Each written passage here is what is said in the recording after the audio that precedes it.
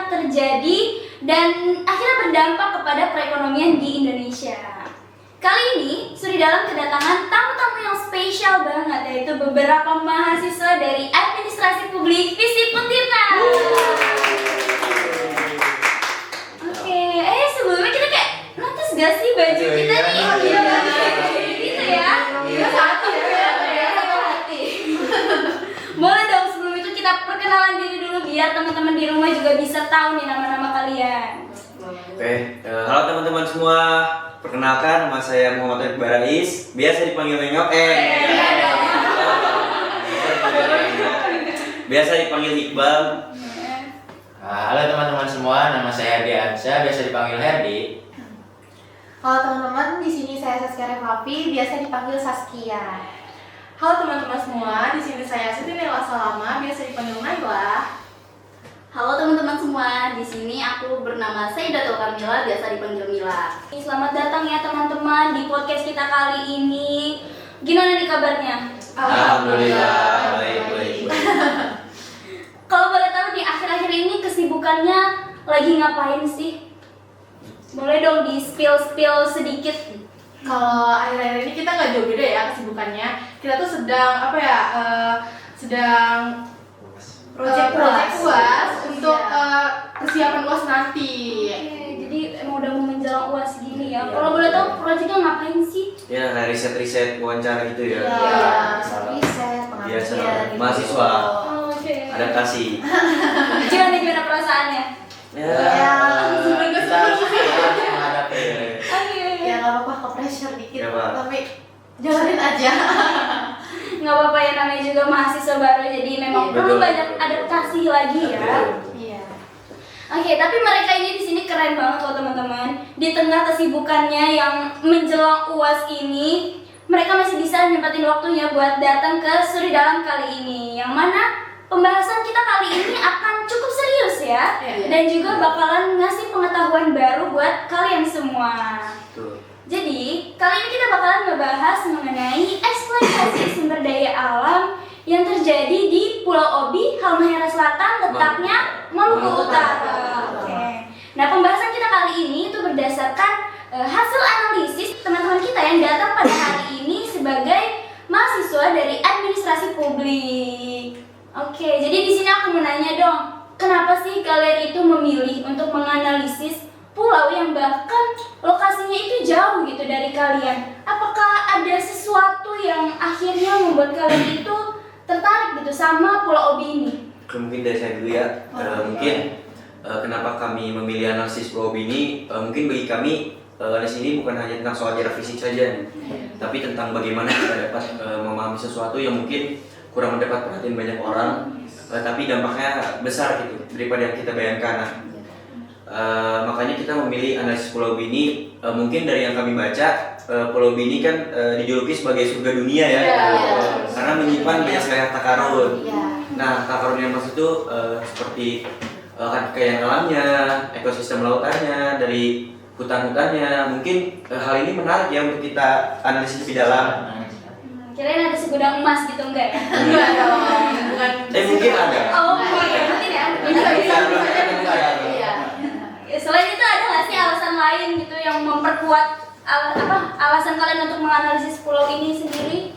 Ya selain karena kecantikannya ya Pulau Obi ini yang tadi sudah Iqbal sebutkan, kita juga tertarik nih karena Pulau Obi ini punya sumber daya alam yang melimpah, terutama di nikelnya gitu. Bahkan Pulau Obi ini mempunyai sebutan sebagai surga nikelnya Indonesia. Dan bahkan Pulau Obi ini menjadi komoditas utama pertambangan di Indonesia. Jadi dari adanya pertambangan di sana itu kita makin tertarik nih karena ada tantangan-tantangan tersendiri kan yang harus dihadapi oleh Pulau Obi. Mungkin salah satunya itu kayak kerusakan lingkungan. Nah, buat kita gimana nih caranya kita buat mengatasi atau ikut berpartisipasi dengan pemikiran kita ke Pulau Obi ini. Betul sekali. Oke, jadi di balik banyaknya potensi sumber daya alam yang terdapat di Pulau Obi ini sendiri, ternyata masih banyak juga ya tantangan yang harus dihadapi ke depannya di Pulau Obi ini. Oke, bisa dong mulai sedikit dijelasin gimana sih sumber daya alam di Pulau Obi ini tuh dimanfaatin, terus apa pengaruhnya sama ekonomi kita sejauh ini? Boleh.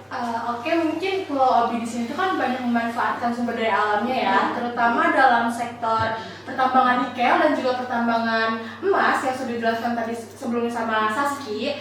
Nah, jadi nikel di Pulau Obi itu untuk bisa dibuat dieksploitasikan untuk kebutuhan apa tuh namanya? Kayak pembuatan Iya, pembuatan steel dan juga pembuatan baterai kendaraan listrik seperti itu.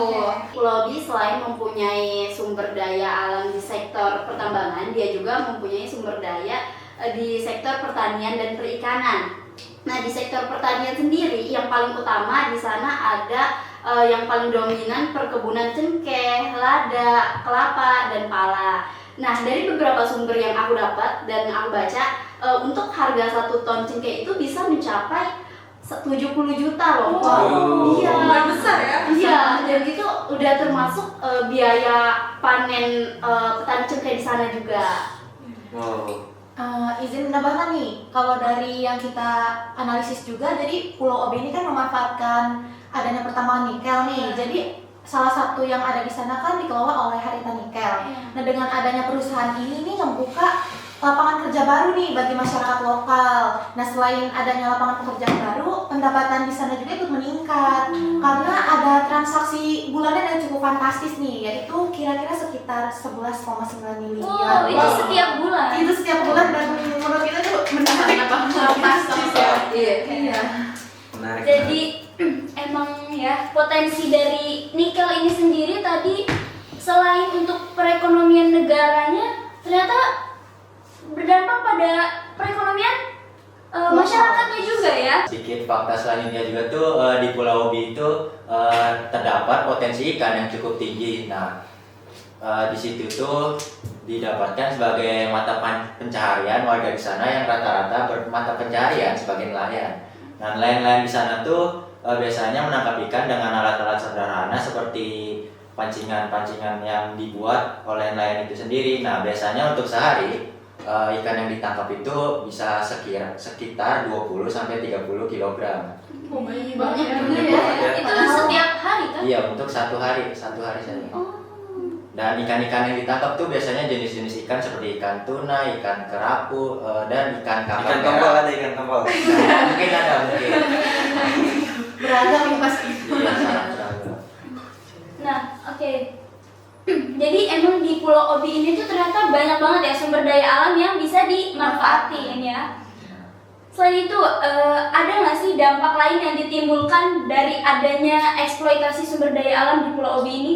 Mungkin kalau kita bicara dampak ya, karena kan Pulau Obi ini kan mengalami transformasi ekonomi yang signifikan gitu. Akibat dari adanya industri nikel ini. Melalui aktivitas hilirisasi yang dilakukan oleh banyak perusahaan seperti contohnya perusahaan yang disebutkan oleh Saskia tadi seperti Harita Nikel.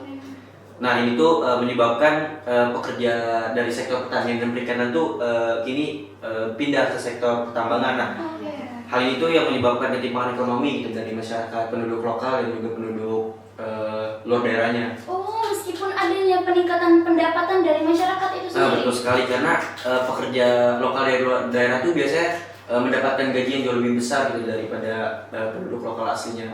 Nah, itu menimbulkan perasaan yang tidak adil gitu bagi warga masyarakat lokal.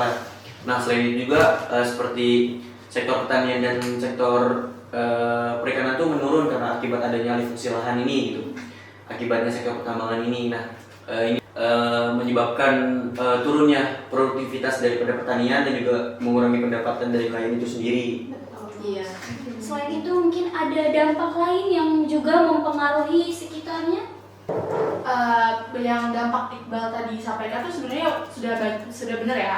Jadi ada dampak lain yang merujuk pada sosial dan juga pencemaran lingkungan akibat aktivitas tambang itu sendiri.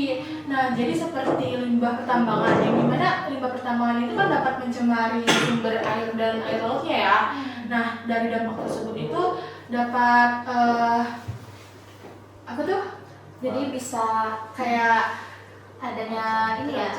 iya, terancamnya kesehatan masyarakat di lingkungan sekitarnya, kayak ekonomi lokalnya juga. Nah, dari aktivitas pertambangan itu juga memiliki dampak yang sangat besar gitu loh dari aktivitas tersebut seperti itu.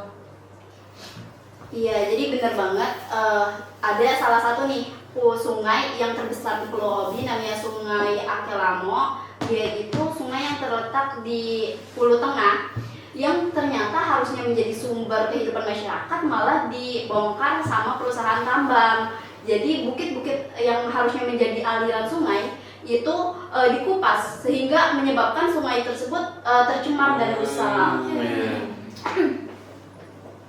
Nah, untuk kondisi masyarakat di Pulau Obi itu warga sekitar penduduk kawasan itu dipaksa pindah oleh pemerintah dan perusahaan ke perumahan baru yang bernama Eco Village. Nah, Eco Village itu sebuah perumahan yang dibuat oleh perusahaan beralasan bahwa pemukiman warga itu sudah kumuh dan sudah dekat dengan kawasan industri.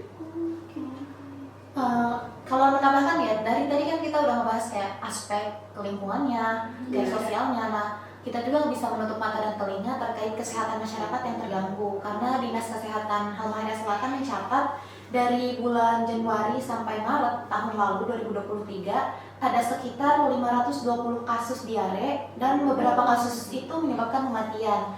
Dan ini merupakan apa ya, kayak suatu dampak yang negatif kan bagi masyarakat di sana. Karena mungkin ada pencemaran udara, terus juga tadi perairannya yang tercemar, karena dari perairan yang tercemar kan sumber daya perikanan juga ikut menurun, yang dimana itu dikonsumsi oleh masyarakat gitu. Jadi bisa dilihat ya, tadi teman-teman kita juga udah ngejelasin ternyata dampak dari eksploitasi sumber daya alam di Pulau Obi ini tuh banyak banget dan mempengaruhi secara keseluruhan ya dari berbagai macam aspek kehidupan. Nah, dapat dilihat juga tadi potensi alamnya ternyata besar, tapi dampaknya masih terganggu ya untuk masih harus perlu dipikirkan lagi gimana supaya nggak berdampak buruk lah ya pada masyarakatnya. Nah, aku mau denger dong gimana sih tanggapan kalian tentang adanya resiko yang besar dari eksploitasi sumber daya alam di Pulau Obi ini. Mungkin karena adanya eksploitasi SDA ini, Pulau Obi ini mempunyai risiko ya, terutama dia itu menjalar ke aspek sosial bahkan ke aspek lingkungan, seperti yang tadi sudah dijelaskan oleh teman-teman. Karena kalau dari aspek sosialnya nih, kita bisa lihat di sana tuh ada konflik antar warga yang misalnya memperebutkan atau mempertanyakan nih lahan yang dieksploitasi, jadi kadang ada bersih tegang dengan perusahaan. Nah, dari situ juga dari lingkungannya sumber perikanan itu ikut tercemar karena adanya kualitas menurun nih di perairan. Nah, dari situ kita kita sebagai mahasiswa apa itu pengen ada tindakan tegas gitu dari pemerintah supaya dampak eksploitasi SDA di Pulau Obi ini nggak berkelanjutan dan tidak berdampak negatif untuk masa depan di sana. Iya. Jadi kalau kata Saskia ya, bisa diuraikan bahwa perlu adanya tindakan tegas dari pemerintah itu sendiri. Nah, gimana sih kalau menurut kalian nih pemerintah itu harus memulai kayak gimana untuk melakukan tindakan tegas itu sendiri?